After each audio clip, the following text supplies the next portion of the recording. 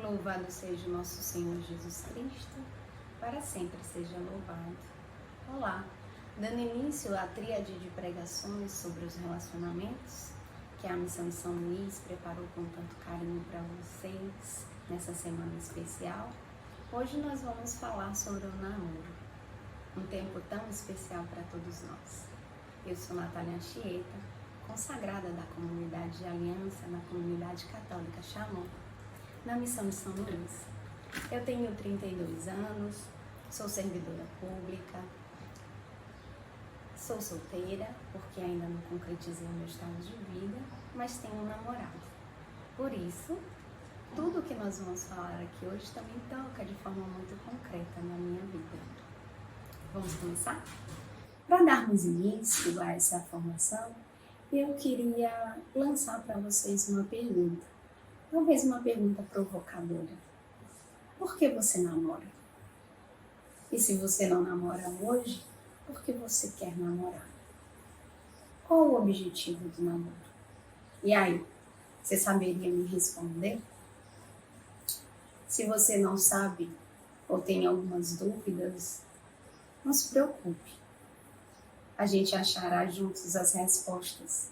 A gente achará junto a resposta, né? Durante essa pregação. E aí, para iniciar, eu queria destacar para você que o namoro é um tempo de amizade. Sim, não existe namoro fora da relação de amizade.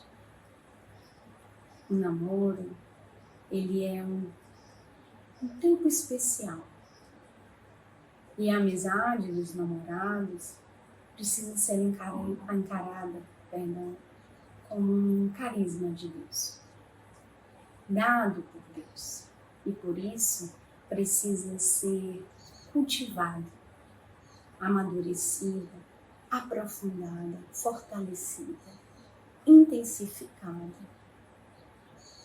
Precisa ser estabilizada, precisa ser enraizada na palavra de Deus.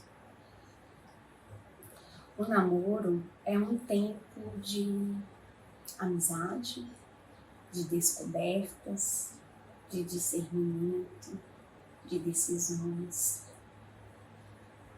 É um tempo onde são lançadas as primeiras sementes das novas famílias. E por isso esse tempo precisa ser vivido a três.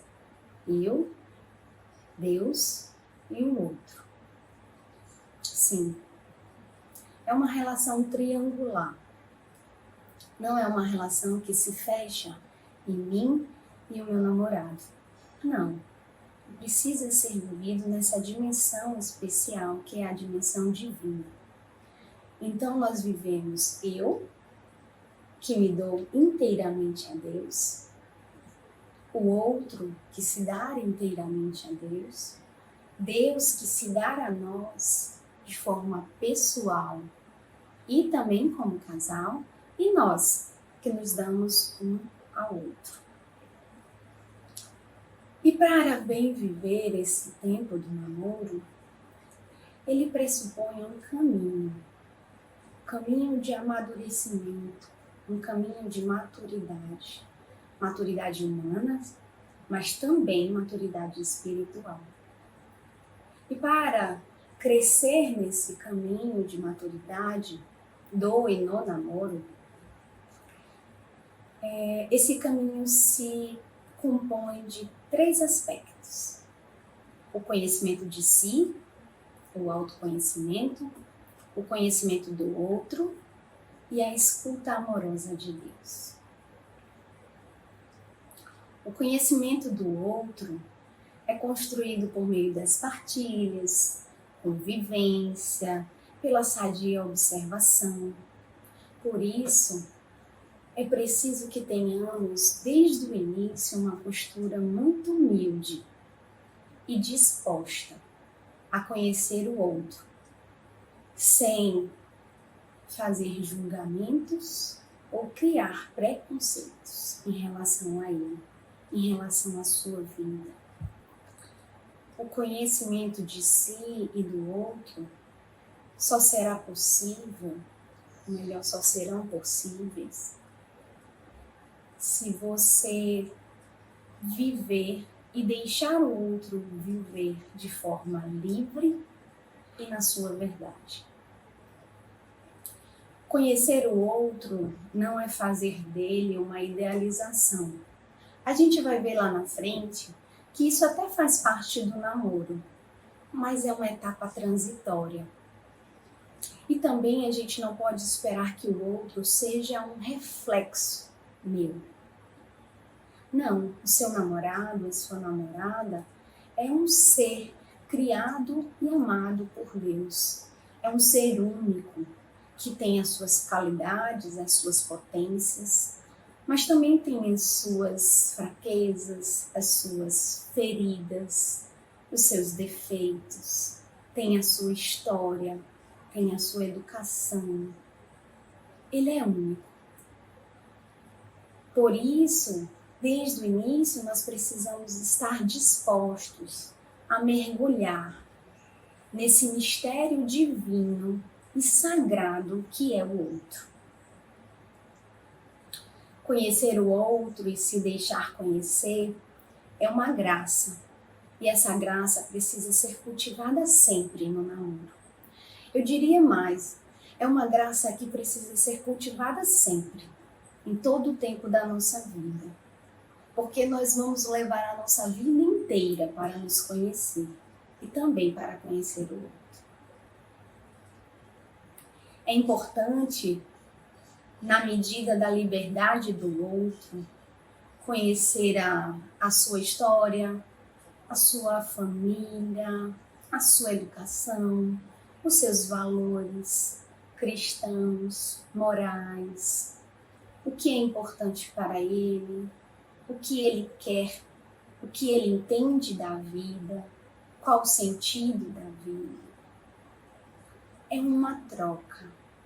O namoro é uma troca em que você precisa ter ciência dos gostos e desgostos, das feridas, das fraquezas, das doenças do corpo, da alma. Você precisa estar aberto a conhecer a verdade do outro. O tempo no namoro, meus irmãos, é para isso. É tempo mesmo de se deixar a conhecer, conhecer o outro. É tempo para pensar, é tempo para descobrir o que você quer. Mas tudo isso precisa de um detalhe que é transformador. Transformador.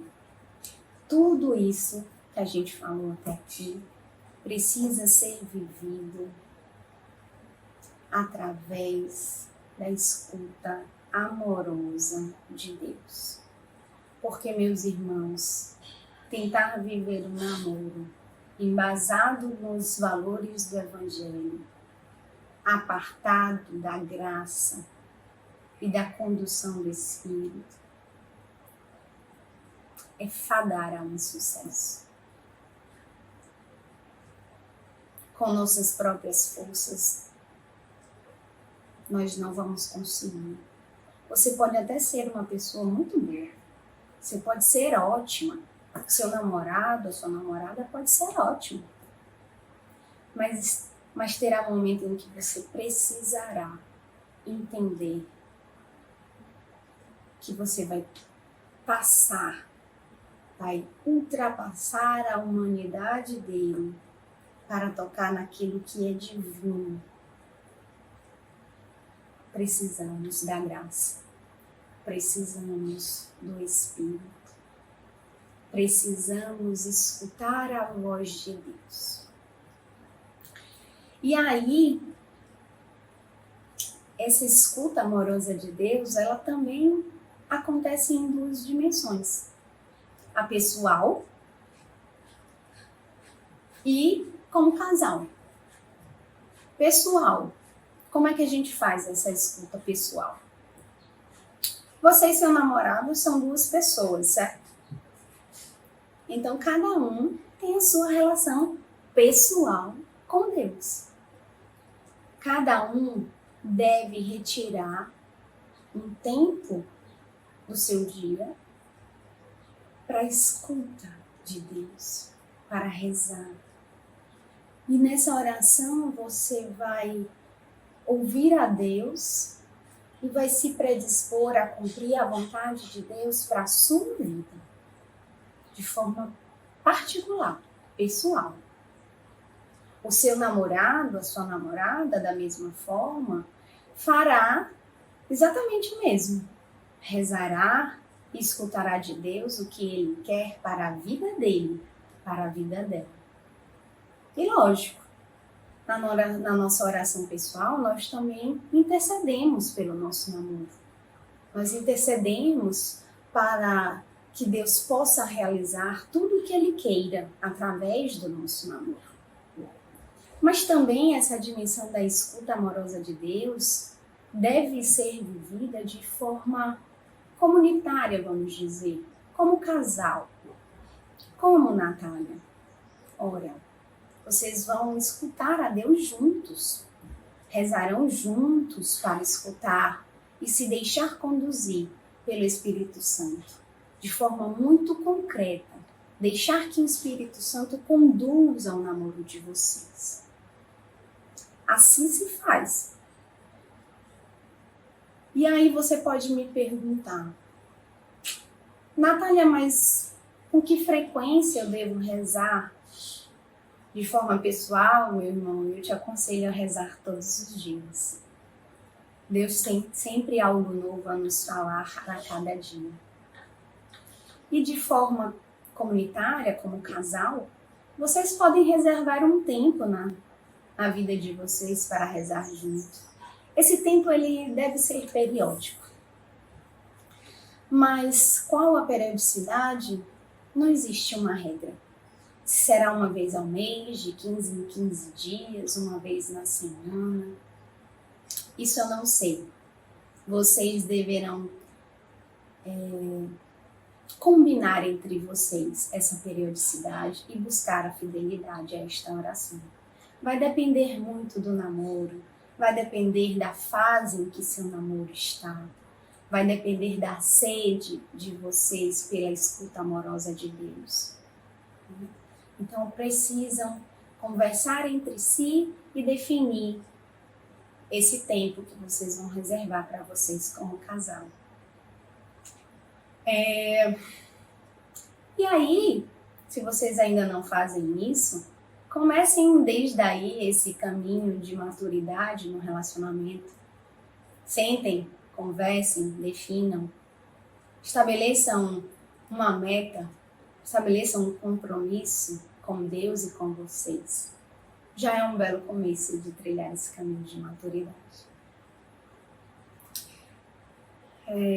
Todo esse processo, ele é muito importante para se ter um namoro maduro. Pois você, meu irmão, precisa estar aberto. Estar aberto à condução de Deus. Às vezes, Deus nos pede coisas que não são muito fáceis de cumprir. Mas devemos ser sempre em nossos corações que a vontade de Deus é sim o melhor para nós. Como já dizia São Filipe Neri, a vontade de Deus é o meu paraíso. Né? E aí, nesse processo de autoconhecimento e do conhecimento do outro, você precisa estar disposto a descobrir se você ama verdadeiramente o seu namorado, a sua namorada, pelo que ele é, apesar daquilo que ele é, ou se você ama uma idealização que você planejou, né? Tem dele, do que ele é hoje, do que ela é hoje, ou do que ele ou ela virá a ser. E aqui eu queria fazer uma pergunta para vocês. Diante do que a gente já conversou até agora, você é um homem, uma mulher que atrai o coração de sua namorada de seu namorado para Deus? Você é reflexo de Deus para ele, para ela? Faz despertar nele, nela, o anseio pelo amor de Deus? Ou você o atrai, a atrai para você mesmo? Qual a sua resposta hoje? Você está aí com seu namorado, com a sua namorada nesse momento? Vou dar um minutinho para que vocês possam partilhar sobre isso. E se você está sozinho, não tem desculpa. Responda aí para você também. Vou dar um minutinho para vocês partilharem.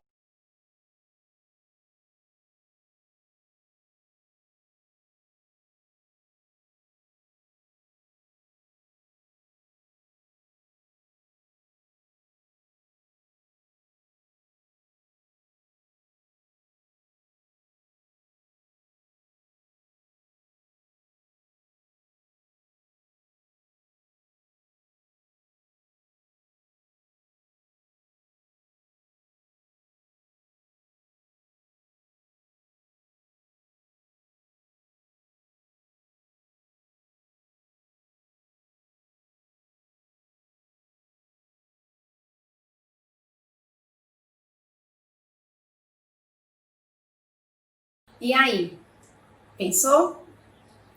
Para nos ajudar na resposta, eu vou dizer 2 frases para vocês. Vamos ver se a partilha de vocês a gente está em comunhão.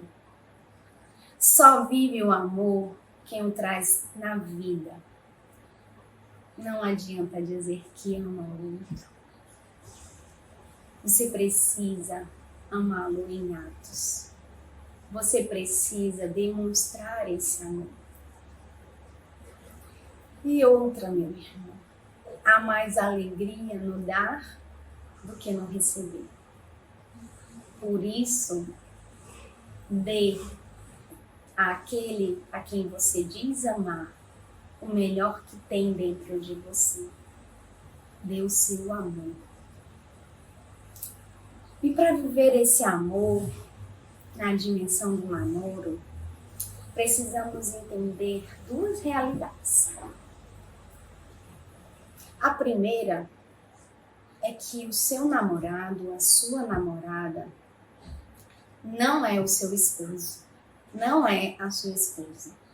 Repete comigo, gente. O meu namorado, a minha namorada, não é o meu esposo, a minha esposa. Não é. Tenha a alegria de viver o hoje. Não antecipe as coisas. Viva um namoro sadio. Não queira viver coisas próprias do matrimônio, coisas próprias do noivado. Viva o hoje. É só o que temos. O passado já está para trás, já ficou. O amanhã não nos pertence. Nós só temos o hoje. E no hoje, ele é seu namorado. Ela é sua namorada. Que alegria! Ele é seu namorado. Ela é sua namorada. Nossa, isso é bom demais. E deve ser vivido com alegria. A segunda dimensão é que ele e ela também não é um simples amigo, uma simples amiga. Não. Nós temos vários colegas, conhecidos, amigos, mas só temos um namorado, só temos uma namorada. Se não na vida inteira, pelo menos um de cada vez. Né, meu povo? Por favor. A gente tem um namorado e uma namorada por vez. Né? E aí você precisa saber que ele é importante para você. Escolher alguém, por mais que você já tivesse uma relação de amizade, antes mesmo de você ter esse relacionamento de namoro, e sabendo que a amizade sim é a base desse namoro, nós começamos falando justamente isso, Você precisa entender que escolher alguém para ser seu namorado, sua namorada, já faz dela uma pessoa especial.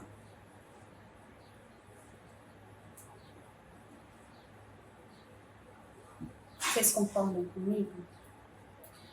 E aí a gente vê que o namoro, ele transita entre essas duas realidades. Ele parte de uma amizade que se torna um namoro, portanto algo mais especial, mas ainda não é um matrimônio. Ele tem essa meta, o matrimônio. E aí você pode me perguntar, Natália, o namoro transita entre a amizade e o matrimônio, com suas particularidades, por óbvio. Mas então como viver esse amor dos namorados na dimensão do namoro em Deus?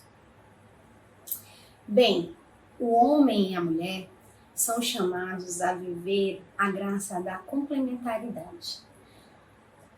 Mas aí você pode me perguntar, mas Natália, a complementariedade não é própria do matrimônio? E eu vou te responder, é sim. A complementaridade ela é vivida em plenitude no matrimônio, quando homem e mulher se tornam uma só carne.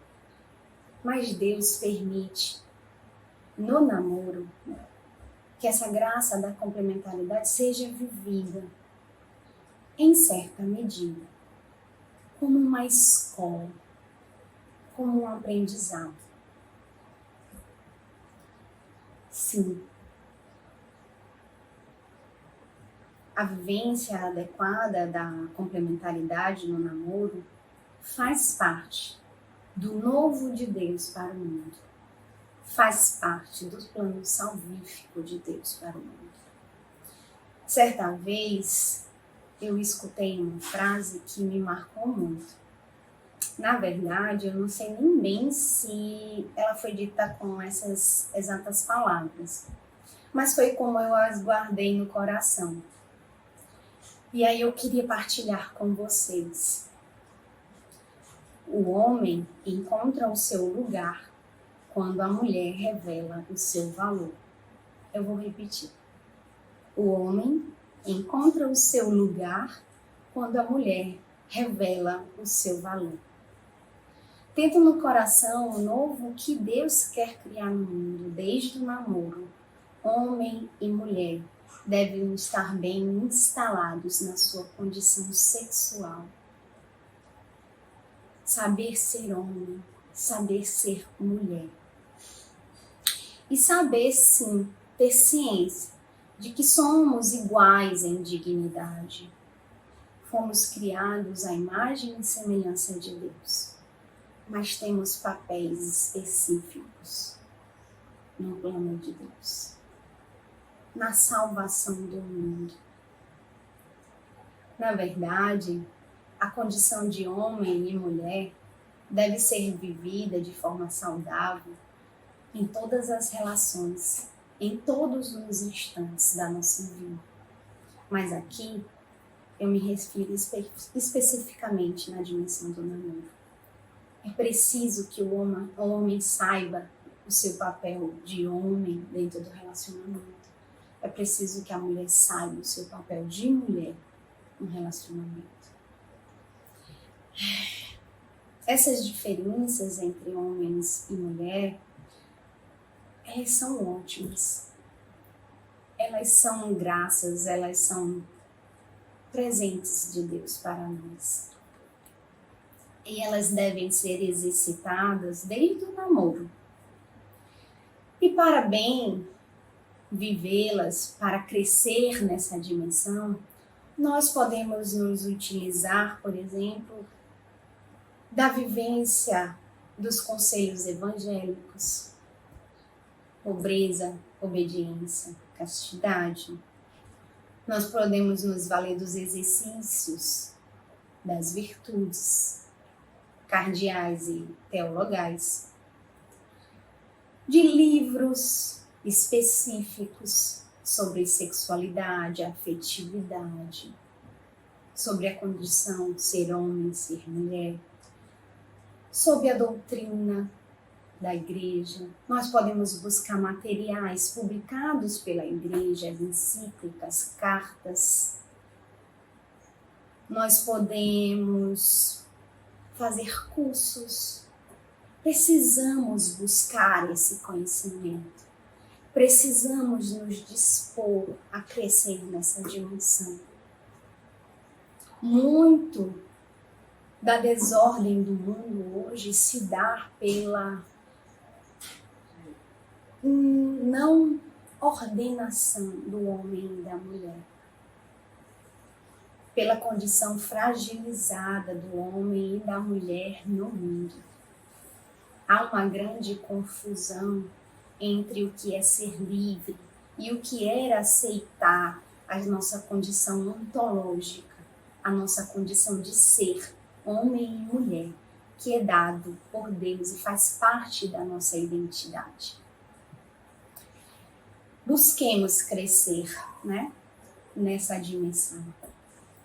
Aqui eu posso, inclusive, sugerir para vocês, dentro da comunidade Shalom, temos vários cursos nessa dimensão, mas aqui me vem à mente agora 2 específicos, um voltado para o homem e outro para a mulher, que é o homem segundo o coração de Deus e a mulher segundo o coração de Deus. Acho que vale a pena, aconselho que vocês busquem na página do Com Shalom, né, instruções para ver a disponibilidade desses cursos, quando vão estar disponíveis, para que vocês possam fazer. Enfim, e aí depois de tudo isso, eu queria falar com vocês sobre as fases do namoro. Sim, como tudo na vida, como todas as relações humanas, o namoro também passa por fases. As fases também não são estanques, não são obrigatórias e nem vão seguir essa ordem de forma rigorosa. Mas a gente pode sim identificar dentro do namoro pelo menos 4 fases. E aí eu queria conversar com vocês sobre cada uma dessas fases. A primeira fase que eu queria falar com vocês é sobre a fase de apaixonamento. É boa essa fase, né, gente? Nessa fase, tudo são flores, tudo é lindo. É nessa fase que ouvimos as frases assim dos namorados, quando vão partilhar com seus amigos, com seus formadores, com seus pastores, seus diretores espirituais, com seus familiares. Aí a gente escuta assim: ai, ele é perfeito, ela é tudo que eu sempre quis. Achei a pessoa que eu procurava.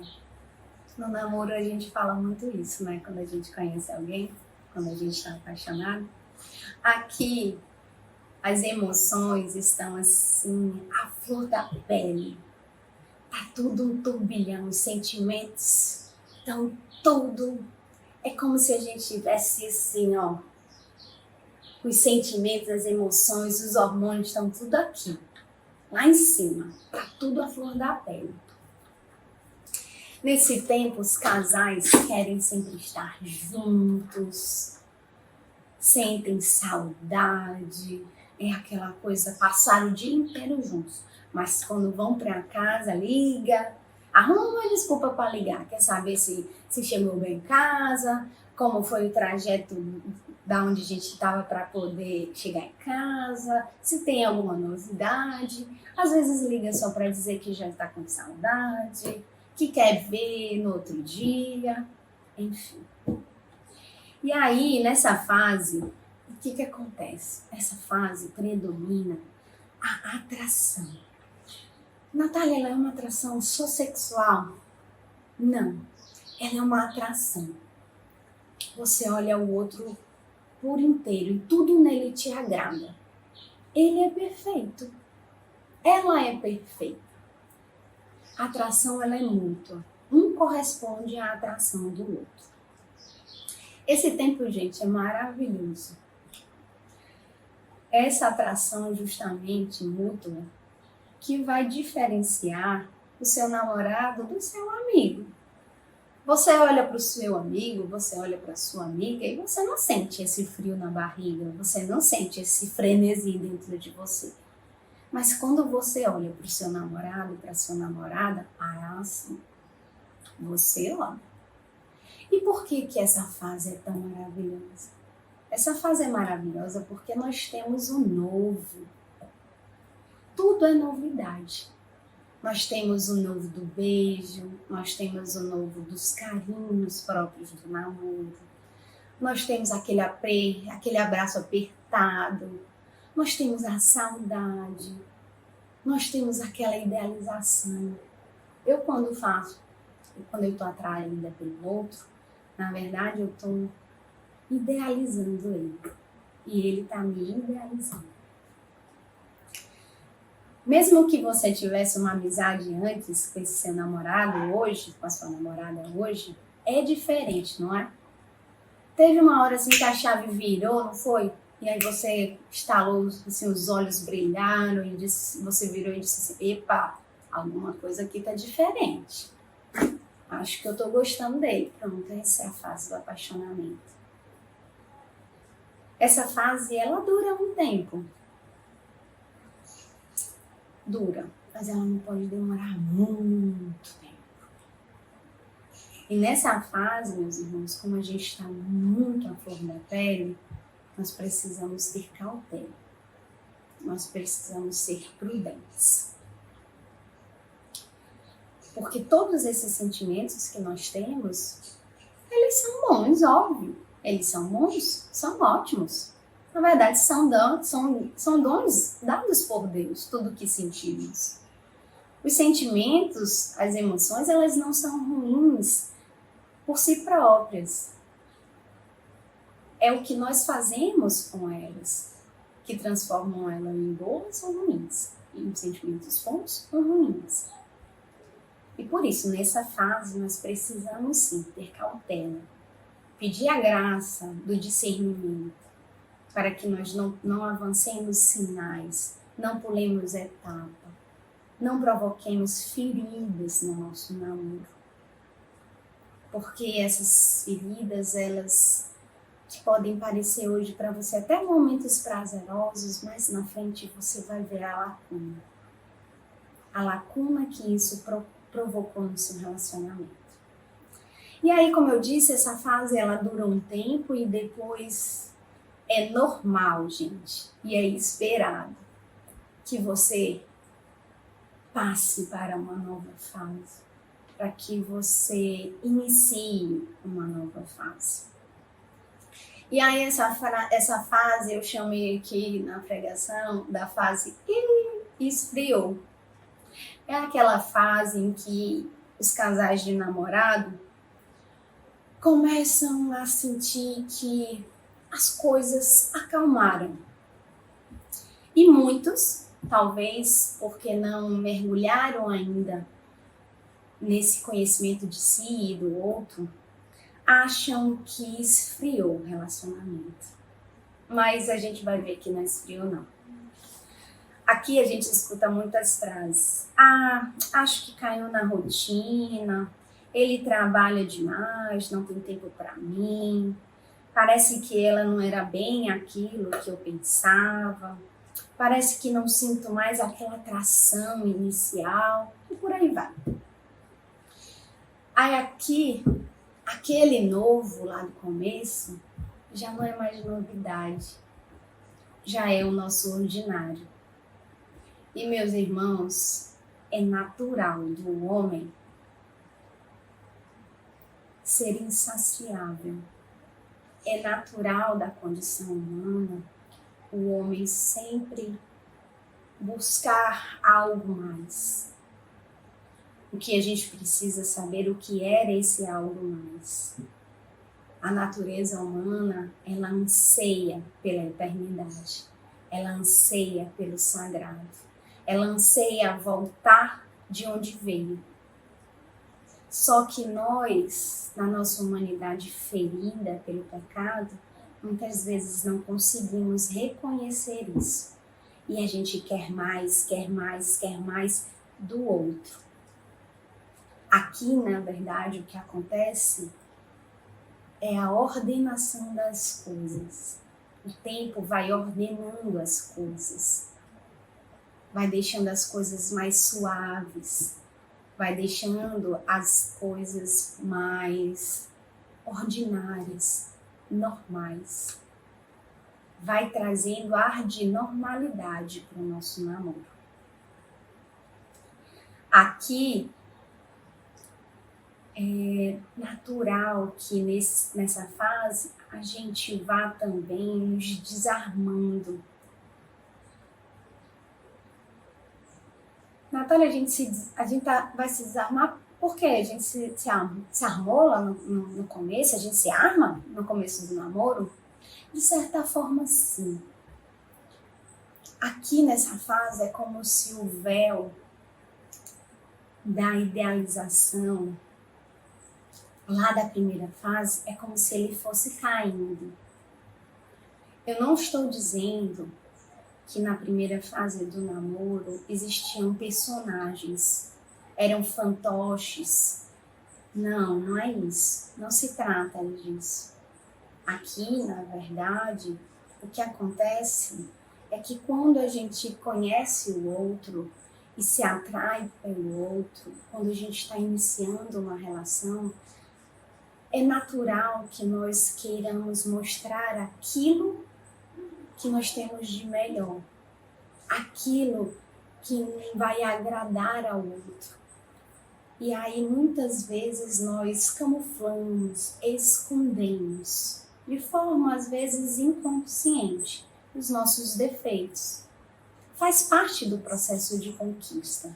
Isso não é ruim, mas isso precisa se desfazer ao longo do namoro. Porque, como eu falei lá no começo, a gente está num caminho de maturidade. A nossa verdade e a verdade do outro precisam estar postos. Nós precisamos namorar o outro sabendo quem ele é de verdade. E é nessa fase. Nessas fases, infelizmente, muitos casais vêm a terminar. Por quê? Porque o defeito do outro apareceu. Porque ele vai mostrar também aquilo que não é tão bom. Porque você mesmo vai mostrar aquilo que você não tem de tão bom. Ou talvez aquilo que você tenha que realmente não presta. Mas é nessa fase que a verdade começa a aparecer no namoro. É nessa fase, meus irmãos, que o amor verdadeiro vai começar a ser construído. Infelizmente, como eu disse, muitos namoros acabam aqui, porque já não sentem mesmo, de pele, de coração palpitar, de frio na barriga, de suar frio, de tremer, não sentem mais a mesma coisa. E aí acham que isso é porque acabou o sentimento, acabou o amor. Na verdade, aí começa o amor. É nessa fase que começa o amor. E nessa fase predomina o reconhecimento do outro, que é essa verdade do outro. Você acolhe a verdade do outro, ou começa a acolher a verdade do outro. E aqui eu queria fazer um desabafo. Tenho percebido que muitas vezes os casais de namorados, ou até mesmo antes do namoro, as pessoas já entram com esse pensamento. Será eterno enquanto dure? Ou querem que a pessoa caia em seus braços pronta e acabada. Se você não está pronto e acabado, como você pode querer que alguém caia em seus braços de forma perfeita? que não tenha defeitos, que corresponda às suas expectativas. Não. O namoro, meus irmãos, ele é construído no ordinário das nossas vidas. O amor, ele é construído no ordinário das nossas vidas. Às vezes, o casal, ele passa por momentos dolorosos. Passa sim. E aí, essa fase dolorosa é a que eu chamo de terceira fase do namoro.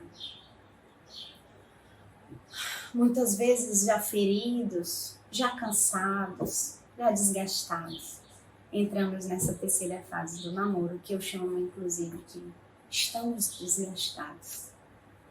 Aqui nós comumente ouvimos: ai, eu tô cansada, eu já não gosto mais dela, ela não é mais aquele de quando eu conheci. Essa é a fase em que predominam as decepções. Essa fase,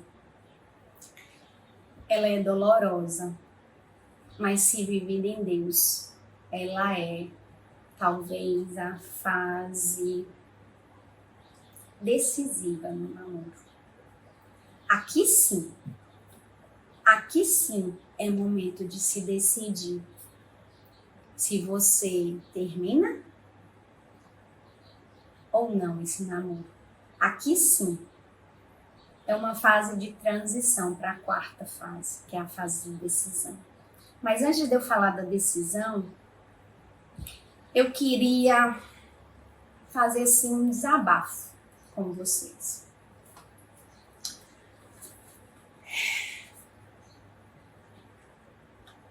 Meus irmãos, o amor, ele é vivido na dinâmica do Calvário.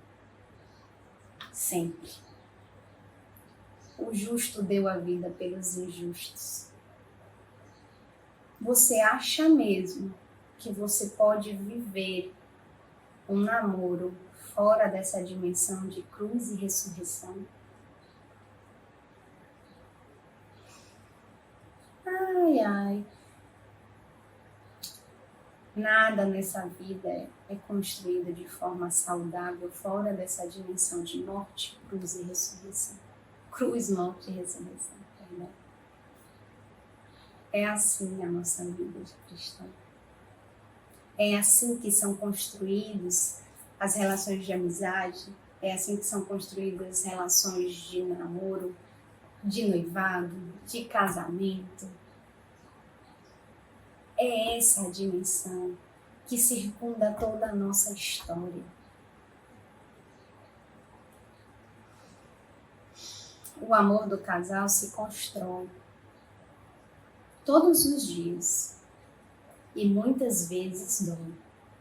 Dói muito. Aqui eu vou fazer uma partilha pessoal.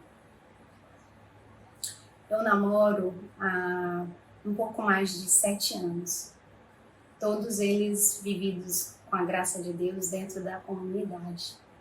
E eu posso assegurar para vocês, meus irmãos, a gente como um casal de namorados já passou por todas as fases do namoro. Todas as fases.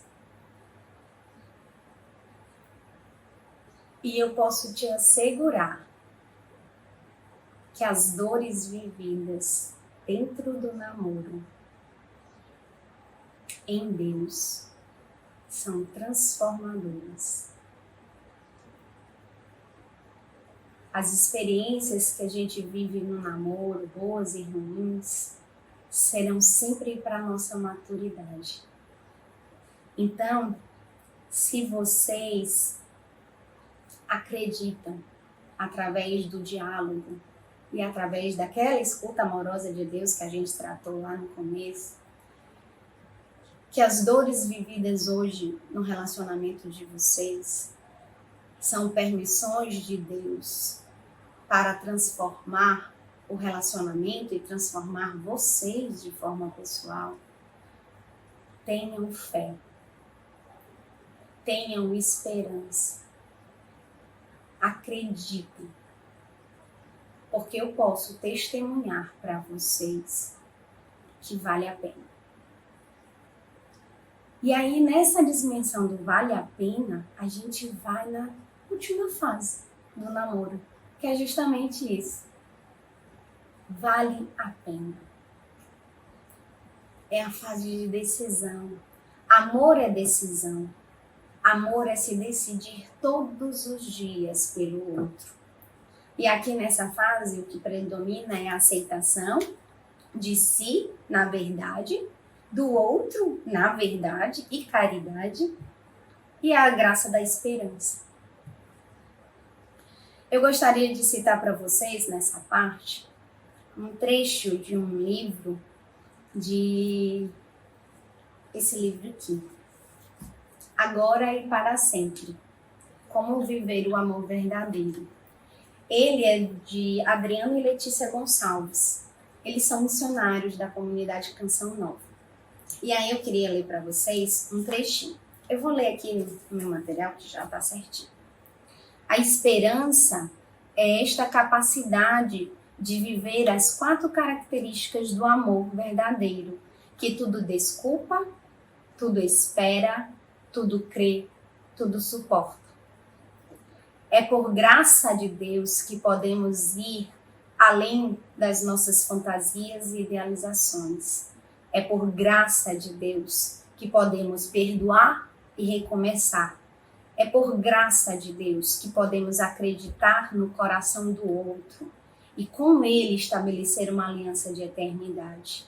A esperança é o olhar o outro sem a lente da infantilização.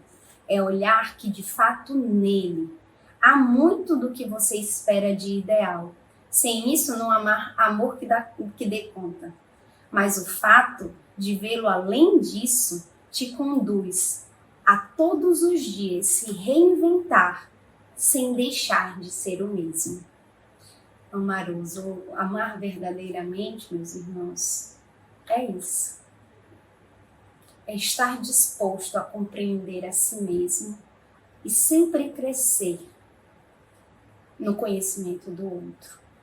O namoro que chega a essa fase pode ser considerado um namoro maduro, ou se ainda não o for, ele está no caminho certo. E aí, nesse clima de namoro maduro, nós vamos caminhando para a parte final da nossa formação. E aí eu quero falar um pouquinho para vocês sobre a castidade. Eu escolhi a castidade porque para muitos a castidade ainda é um tabu, ou um aspecto difícil de ser vivido, acolhido no coração, quando você se propõe a viver um namoro segundo os valores do Evangelho. Mas nós vamos ver que a castidade, ela é linda. A castidade, segundo o Catecismo da Igreja Católica, ela significa a integração da sexualidade na pessoa. Inclui a aprendizagem do domínio pessoal. A castidade aparece como uma escola de doação da pessoa. A gente pode ver aqui que a castidade, ela apresenta 2 dimensões. A integralidade da pessoa e a integralidade de doação. A pessoa casta, ela mantém a unidade da sua pessoa. Ela resguarda as suas forças vitais. Ela resguarda o amor que nela é depositado. A castidade, ela é uma graça, é um dom, uma virtude. Ela é conquistada com o exercício do domínio de si. Domínio de si. É uma pedagogia da liberdade humana que possibilita ao homem agir de acordo com uma opção consciente e livre, não se subjugando às suas paixões e sentimentos imediatos. Ou seja, não age por força de impulsos internos ou coação externa. Virtude da temperança. É a virtude moral que modera a atração pelos prazeres e procura o equilíbrio no uso dos bens criados. Assegura o domínio da vontade sobre os instintos e mantenha os desejos dentro dos limites da honestidade. São João Paulo II afirmava que o impulso sexual humano está, por natureza, subordinado à vontade. Pelo ato de amor, o impulso sexual transcende o determinismo da ordem biológica. Aqui, precisamos destacar que a vivência da castidade, ela não é uma negação do humano. Ela não é uma repressão ao sexo, ao prazer. Não. Na verdade, é ao contrário. A castidade nos possibilita viver de forma ordenada o sexo pelo que realmente ele é, e não pelo que ele pode nos conceder de forma momentânea, transitória. Todos os batizados são chamados a viver a castidade, cada um segundo o seu estado de vida. E os solteiros, aqueles que ainda não concretizaram o seu estado de vida, ou seja, o matrimônio, o celibato ou o sacerdócio, é chamado a viver a continência. E a continência, segundo o Catecismo da Igreja Católica, é a abstenção de práticas que ferem a castidade. Segundo o próprio Catecismo, essas práticas são 5. A luxúria, a masturbação, a fornicação. A luxúria, gente, para quem não sabe, é a exacerbação do prazer. É a busca insaciável pelo prazer. É a luxúria. A masturbação é o ato egoísta de provocar prazer sexual em você mesmo. A fornicação é o ato sexual entre duas pessoas livres, mas fora do sacramento do matrimônio. A pornografia, a prostituição e o estupro. Na realidade são 6, perdão. São essas 6. Luxúria, masturbação, fornicação, pornografia, prostituição e estupro. O estupro, para quem não sabe, é a prática sexual de forma violenta, sem o consentimento do parceiro, do outro. O nosso tempo não me permite adentrar muito nessa realidade de cada uma delas, por isso eu fiz um apanhado rápido, mas eu os aconselho a buscar no catecismo, a definição de cada um deles e buscar mergulhar mais nessa abstinência, né? Na continência, para que vocês possam viver bem o dom da castidade. A castidade é a vivência ordenada da nossa sexualidade e afetividade.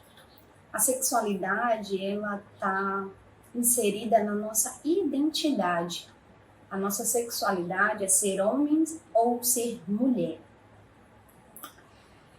E aí, meus irmãos, o ato sexual, as práticas permitidas no matrimônio, que tem esse contexto sexual, elas foram reservadas a esse sacramento. O ato conjugal, ele é reservado aos esposos. Ele é uma recompensa pela colaboração do homem e da mulher na criação. E é também um presente de Deus, pois é ali que o casal, os cônjuges, celebram por excelência o seu amor conjugal. Assim, o prazer sexual, ele só encontra sentido quando vivido, quando experimentado dentro do sacramento do matrimônio. A prática sexual fora do casamento, ela se revela como algo egoísta.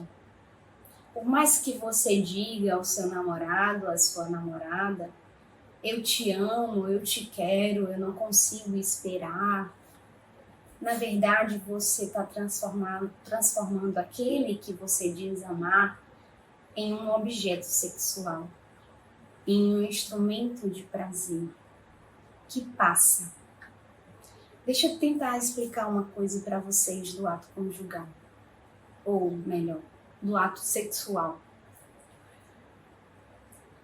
Ele, quando praticado fora do sacramento, do matrimônio, é como se ele trincasse a sua alma. Porque o ato conjugal, ele é um ato de doação por excelência. O esposo se dá inteiramente à esposa, a esposa se dá inteiramente ao esposo e Deus abençoa essa união.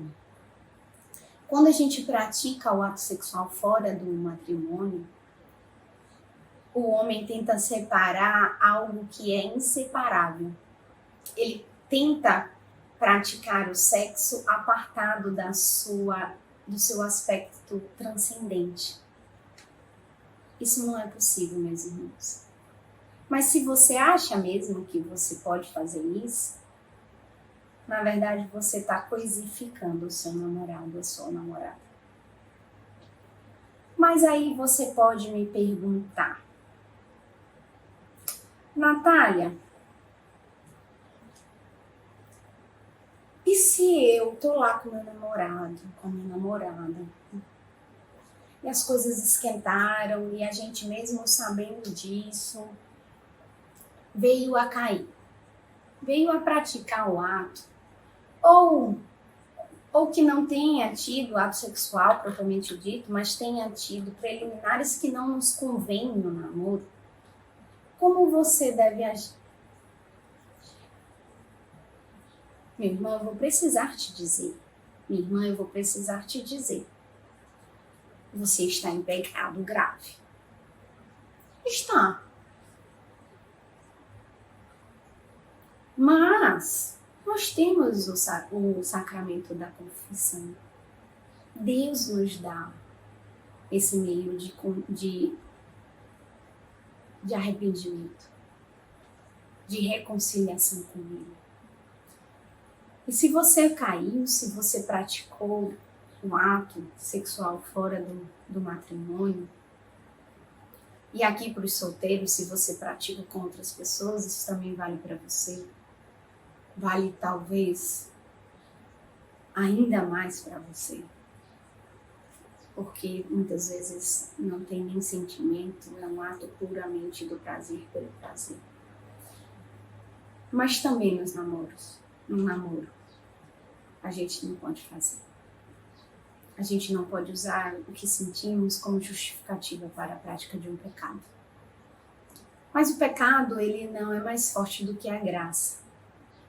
Então, se arrependa, busque, quando a gente sair desse tempo de pandemia, busque o sacramento da confissão, se reconcilie com Deus, faça um exame de consciência sobre tudo que você já viveu, sobre o que você viveu nessa experiência, sobre o que você falava com seu namorado, o que vocês faziam, em que local estavam. Vejam, cresçam nesse aspecto. Se aquilo te levou a dialogar com o pecado, se aquilo te levou a se deixar ser tomado pelo desejo, se aquilo foi naquele momento mais forte que você, evite. Evite. Evite estar sozinho com seu namorado, num quarto. Evite estar em locais inadequados. Busque a sadia correção dos seus pensamentos, dos seus afetos. Era a sua roupa?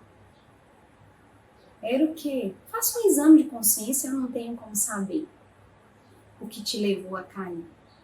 E se proponha, junto com seu namorado, em diálogo, com sua namorada, em diálogo, busque não mais voltar a pecar.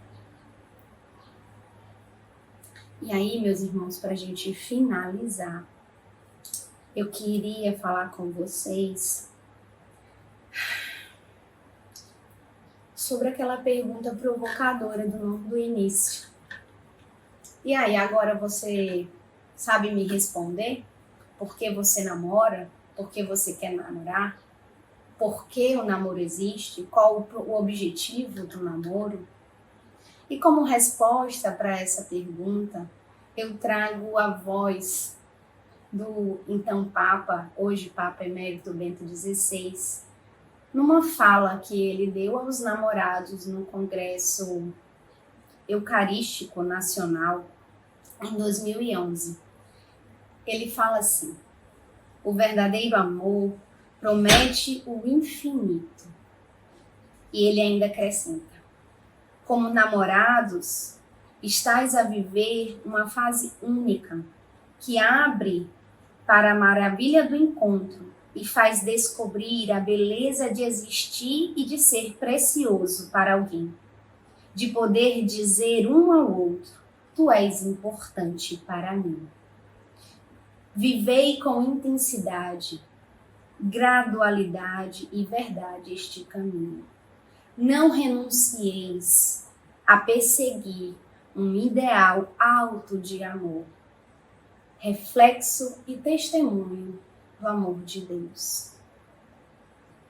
Deus os abençoe. Shalom.